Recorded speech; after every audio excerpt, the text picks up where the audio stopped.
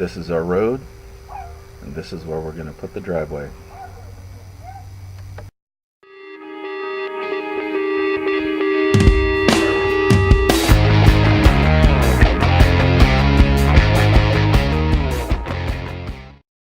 So only a few months ago we had some close call with the Orville Dam, which is only about 5 miles from our site.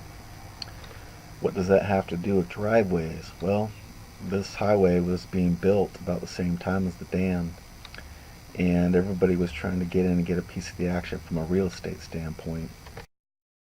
During that time there were quite a few shady deals where people sold property that didn't have access to a road, so they basically were landlocked by all their neighbors. So the first thing you need to do is get parcel clearance or proof that it's good to go.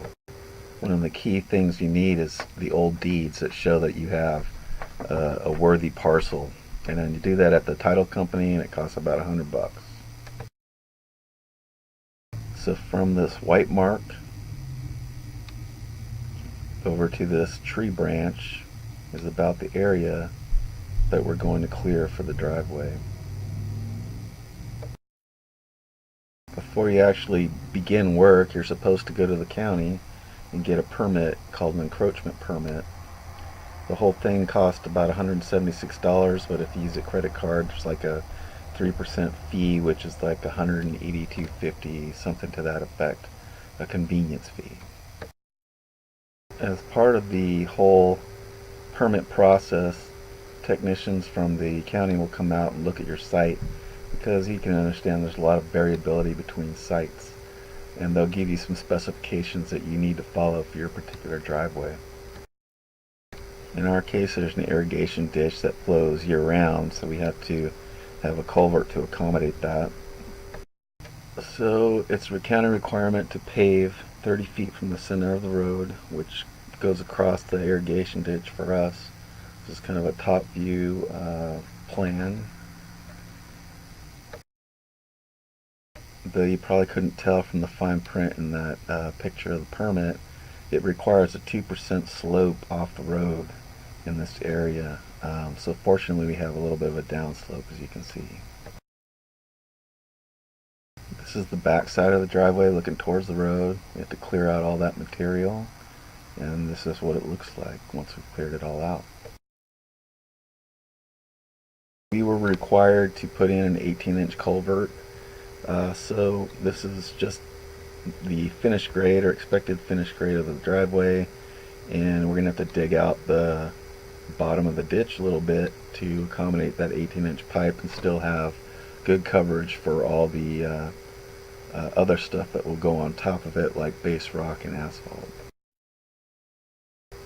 Here we're excavating to accommodate the culvert, but also to decrease the level of the dirt so that we can get in a good 4 or 5 inches of base rock and the asphalt.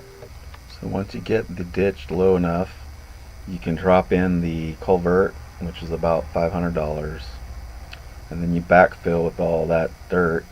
Here we're kind of compressing with the bucket to get it nice and tight around the pipe, which will support it during use, and so that's what gives it its strength. We did the majority with the backhoe, but there's still some hand excavation that had to be done. So it's getting a little closer and a little more level as we continue to dig. You can see here the saw cut, so you have a nice clean edge as it comes to the road, and also some rocks that were sticking up that I had to cut with a diamond saw and crack out below the level of the driveway. This is the line where the driveway will be, and some of those same rocks. And after we place the base rock and compact it, culvert as it's flowing water through it, we compacted this base rock with a jumping jack and a fiber plate. Same thing with the asphalt.